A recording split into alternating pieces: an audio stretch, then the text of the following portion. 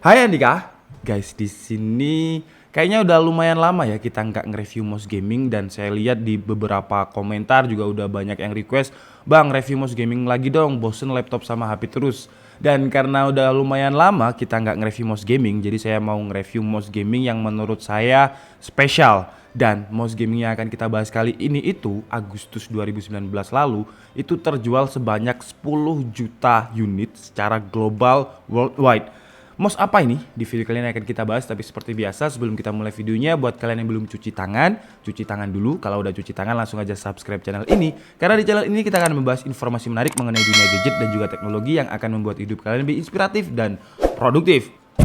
Dan terima kasih kepada Tekno Solution yang udah ngirimin mouse gaming untuk kita review di channel DKID ini. Dan buat kalian yang pengen beli produk Razer, langsung aja di Tekno Solution, karena Tekno Solution adalah distributor resminya Razer. Semua produk Razer dan garansinya pasti resmi 2 tahun. Dan kalian juga akan mendapatkan voucher kalau misalkan kalian adalah subscriber DKID, karena saya sudah bekerja sama dengan Tekno Solution untuk membuat voucher. Ya vouchernya itu 50.000, lumayan lah ya buat tambahan beli makan atau parkir mungkin. Kode vouchernya adalah Razer DKID untuk link pembelian dan juga official store dari Tekno Solution. Kalian bisa langsung cek di kolom deskripsi. Oke, jadi mouse yang sudah terjual 10 juta lebih global worldwide itu adalah Razer Dead Adder. Kalau misal dari segi packagingnya mungkin kalian sudah tahu. Packagingnya ini di sini ada tulisannya Dead Adder versi 2. Razer itu akhir-akhir ini mengeluarkan 2 gaming mouse sekaligus, yaitu ada Razer Basilisk dan juga Dead Adder versi 2 atau versi 2 ini. Tapi saya akan membahas yang Dead Adder versi 2 karena menurut saya menarik. Kenapa kok bisa terjual sampai 10 juta lebih global? Apakah kalau misalkan kita pakai mouse gaming ini tuh bisa bikin kita langsung auto chicken dinner atau kita kebal gitu kalau misalkan main PUBG? Kenapa gitu loh? Mungkin tapi kita breakdown dulu aja dari segi desain. Untuk desainnya ini hampir mirip dengan Razer Dead Adder generasi sebelumnya, yaitu Razer Dead Adder Elite. Bedanya cuma ada di tombol DPI. Kalau Dead Adder Elite tombolnya lebih persegi panjang, sedangkan Dead Adder versi 2 lebih kotak. Tapi dari segi shape atau bentuk gak ada yang berubah, karena bentuk Dead Adder inilah yang membuatnya terjual sampai 10 juta lebih. Dan menurut saya mouse gaming Dead Adder versi 2 ini memang enak banget, karena saya tipikal orang atau tipikal user yang menggunakan mouse gaming dengan palm grip. Jadi saya belai semua mouse-nya seperti ini.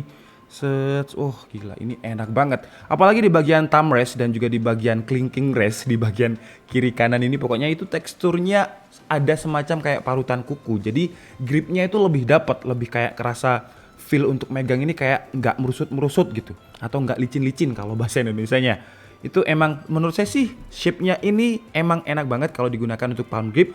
Tapi sayangnya kalau misalkan kalian user yang kidal atau left handed, ya menurut saya sih mouse ini bukan untuk yang left handed. Karena atau saya yang nggak kidal ya, karena menurut saya kalau digunakan pakai tangan kiri itu thumb rest-nya ini di bagian jempol ini kayak kurang nyaman, kemudian di bagian kelingking juga agak terlalu menjorok ke dalam. Jadi kalau untuk user left handed menurut saya sih masih kurang nyaman. Dan kenapa namanya harus version 2 atau versi 2, jujur saya nggak paham. Tapi setahu saya versi Dead Adder itu ada banyak banget. Ada Dead Adder Black Edition, ada Dead Adder Elite, ada Dead Adder biasa, ada Dead Adder 3500.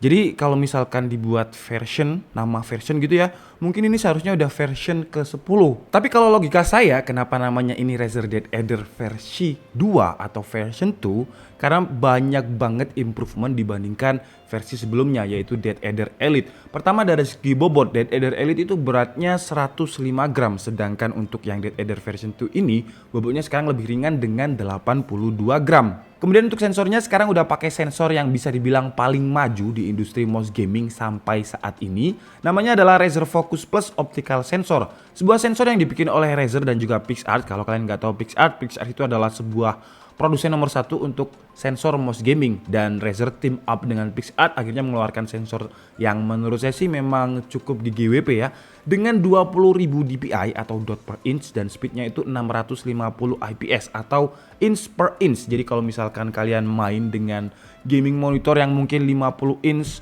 4K gitu ya, atau mungkin 8K, kalian bisa memanfaatkan fitur 20.000 dpi karena kalian nggak perlu menggeser-gesernya kayak geser-geser kayak main layangan gitu ya, kayak gini-gini. Karena dengan 20.000 dpi-nya kalian cuma tinggal ya kayak kalian main di gaming monitor biasa, karena DPI-nya tinggi. Jadi area yang ada di monitor 8K itu bisa terjangkau dengan DPI dan juga IPS yang ada di sensor Razer Dead Adder versi 2 ini. Kemudian sensornya ini juga memiliki 3 fitur intelijen yang sangat canggih. Pertama adalah Smart Tracking. Smart Tracking adalah sensor yang akan secara otomatis mengkalibrasi permukaan yang kalian gunakan. Jadi kalau misalkan kalian ganti-ganti mousepad, kalian pakai di meja, atau kalian pakai alas polisi tidur sebagai alasnya untuk permukaannya. Jadi dia akan secara otomatis mengkalibrasi biar tetap akurat. Tapi siapa mau main mouse gaming di polisi tidur ya?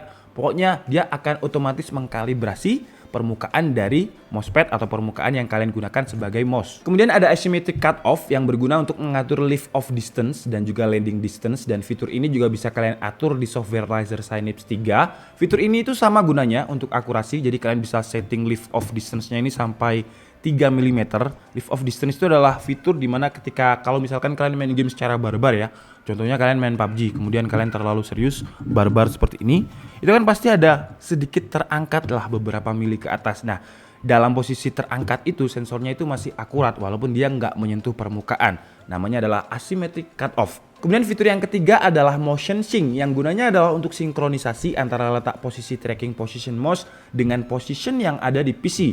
Dan dengan fitur ini kalau misalkan kalian gunakan untuk menggambar, itu gambarnya akan lebih steady, atau mungkin kalian gunakan untuk main game FPS yang butuh bener-bener akurasi, itu posisinya akan tetap sinkron, posisi mouse dan juga registernya di PC dia akan tetap sinkron, nggak berubah-ubah. Kemudian untuk switch dari tombolnya juga ada upgradean. Kalau Dead Adder Elite menggunakan switch dari Omron, di version 2-nya ini menggunakan switch yang dibikin oleh Razer sendiri dan dinamakan dengan Razer Optical Switch dengan tagline-nya The Speed of Light atau kecepatan cahaya. Tapi bukan hanya sebagai tagline, The Speed of Light ini memang benar-benar switch-nya menggunakan cahaya yang namanya adalah light beam atau infrared. Jadi kalau misalkan kalian tekan tombolnya, tapi sekarang sambil kita coba suaranya seperti apa ya.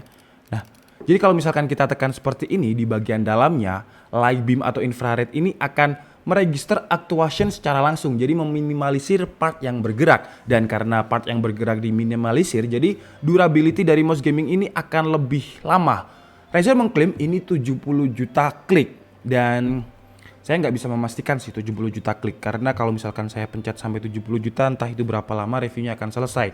Jadi ya intinya 70 juta itu lumayan banyak banget. Mouse keyboard mechanical gaming itu biasanya 100 juta, tapi untuk mouse 70 juta itu udah lumayan awet banget. Kemudian untuk tombolnya total ada 8, dan 8 tombol ini bisa di customize, dan kalian juga bisa save profilnya karena di dalam mouse ini ada chip yang namanya advanced memory.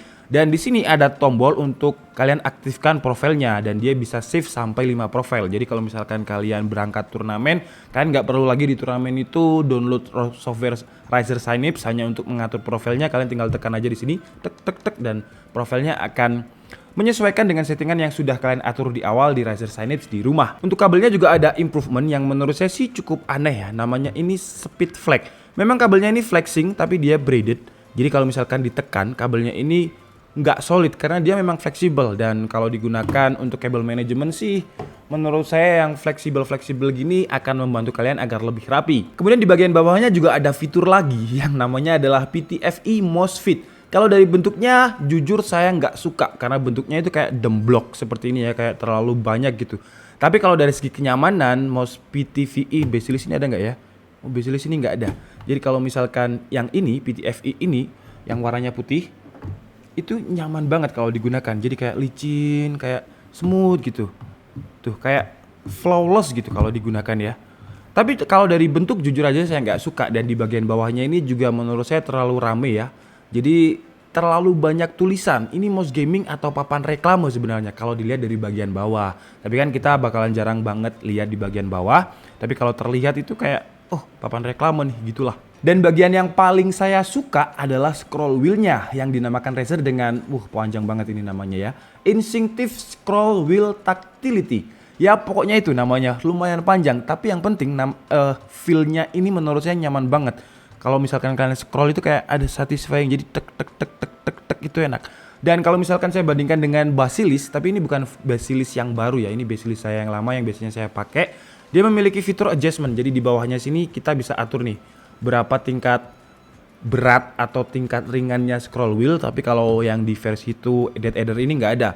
Kalau Basilisk ada, cuman dari semua setupnya, dari semua settingnya, dari semua adjustmentnya, menurut saya sih ini agak gimana ya. Jadi kalau kalian dengarkan kayak ya gitulah ya. Kemudian kalau misalkan ini itu enak banget guys. Tuh suaranya nggak ada, silent. Itu kayak bener-bener wah, pokoknya scroll wheelnya Dead Adder ini saya suka. Oke guys, jadi mungkin cukup segitu aja video review dari Razer Dead Adder version 2 kali ini. Dan kesimpulannya versi DKID dengan harga, nah ini harganya ya. Harganya untuk mouse gaming ini adalah 1.275.000. Mahal? Menurut saya sih enggak, karena tapi kalau dibilang murah juga enggak. Karena masih banyak mouse gaming yang lebih mahal. Kemarin itu saya sempat nge-review mouse gaming yang harganya 2.900.000, hampir 3 juta. Dan ini 1.275.000 karena Razer yang menurut saya standarnya Razer lah. Jadi nggak murah, nggak mahal juga. Jadi memang harga Razer gitu bisa dibilang. Dan dengan harga 1.275.000 kalian akan mendapatkan sensor paling barunya Razer yang dengan 20.000 dpi dan juga 650 IPS dan 3 fitur intelijen yang sudah saya sebutkan tadi.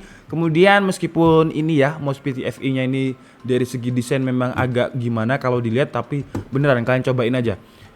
Nah ini kayak enak gitu. Kalau yang ini agak kayak seret ya, tapi kalau ini di set kayak flawless gitu. Kemudian untuk scroll wheelnya, terutama scroll wheelnya guys, kalian harus cobain, ini enak banget, kayak satisfying gitu. Untuk shape bentuknya menurut saya juga udah nyaman, jadi kita bisa betah untuk ngedit atau ngegame pakai mouse ini. Kekurangannya mungkin kabelnya ya, entah kenapa kabelnya saya ini nggak terlalu suka speed flag ini karena menurut saya terlalu tebal. Nah ini kalau misalkan baseless saya yang lama dia agak tipis, kalau ini kan terlalu tebal, cuman dia emang lunak. Dan kalau misalkan dari segi portabilitas, karena kabelnya segede ini menurut saya sih kurang nyaman aja. Oke, jadi mungkin cukup segitu aja video review kita kali ini. Ada kekurangan lain tadi, papan reklame. Oke, jadi mungkin cukup segitu aja. Saya minta maaf kalau ada kesalahan dalam penyampaian informasi. Seperti biasa kalian bisa mengkoreksi di kolom komentar. Saya Andika Setiabudi and see you on the next video. Bye bye.